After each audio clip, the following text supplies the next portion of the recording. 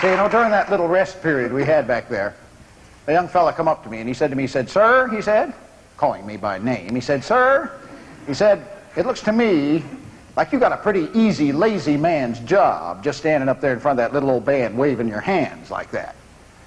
Well, now, I will admit to a natural tendency towards laziness, but I don't want anybody, young or old, leaving here this evening thinking that leading a band like this is anything but a very difficult job, because that's exactly what it is. In a lot of ways, leading a band like this is well, it's like driving a 12-mule team, if you've ever had that experience. Well, there's about 12 reasons right there why it's like driving a 12. Each finger on each hand, you see, has got a job to do, and you got to keep them all busy all the time, or else you're going to end up in a ditch someplace.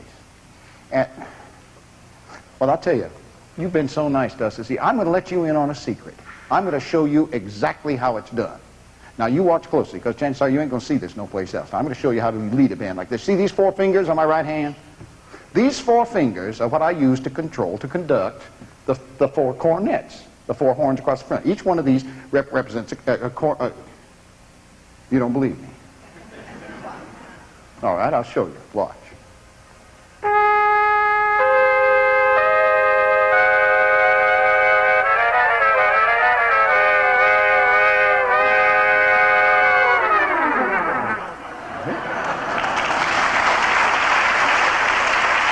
Thank you.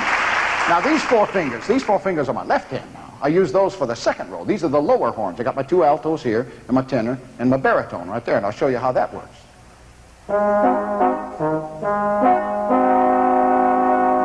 So, I got my high horns in the right hand.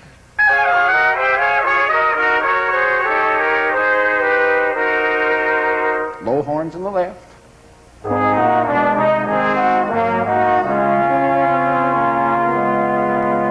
Both together.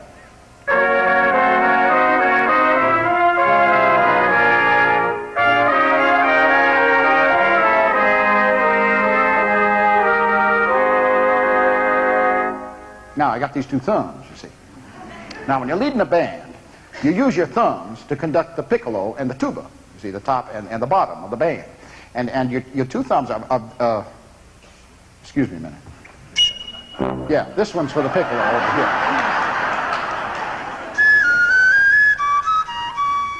Isn't that pretty? And this one's a tuba over here.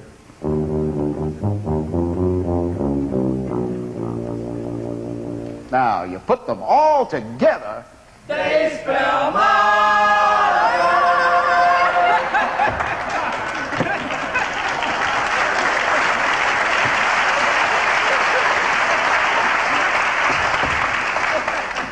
Don't encourage them, for heaven's sakes. All together now. Here.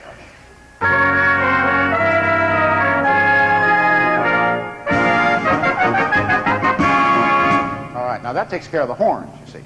But there's still some very important instruments up there that aren't being conducted. And I'm talking about the drums and the rhythm section. Now, every band conductor leads his drums a different way. Some band leaders lead them with their feet. They just go. Some of them even use their knees. I don't, because, well, it's kind of painful, actually, but I'll show you how it goes here anyway. I even knew one band director down here in Tennessee, you're not going to believe it. I even knew one band director down here in Tennessee had his drummer so well trained that he could conduct them with his eyebrows. He had them, they zeroed in on that, and it just worked great until one day they were out on one of these country roads. They were leading a circus parade, was what they were doing. And a little bit of dust blew up, and it got in his eyes. Well, by the time he got that dust all blinked out of his eyes, whole damn parade run off and left you.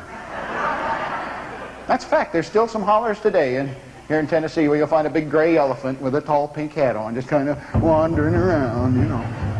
Me, I like to use my elbows when I conduct the drums. I just go. So that takes care of the instruments. But what about tempo, you ask? Oh, I'm glad you asked that question. Because, you know, we don't worry so much about tempo anymore.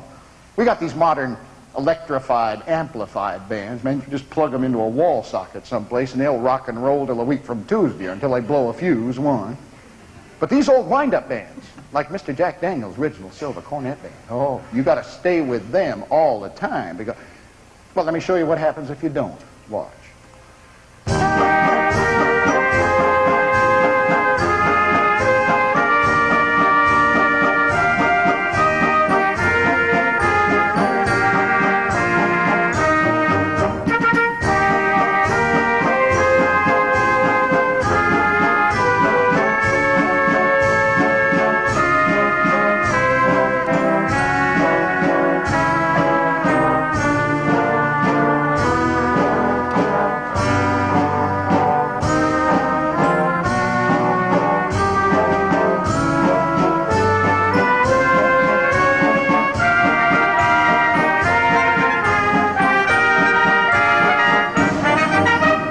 That's how you lead a band, see?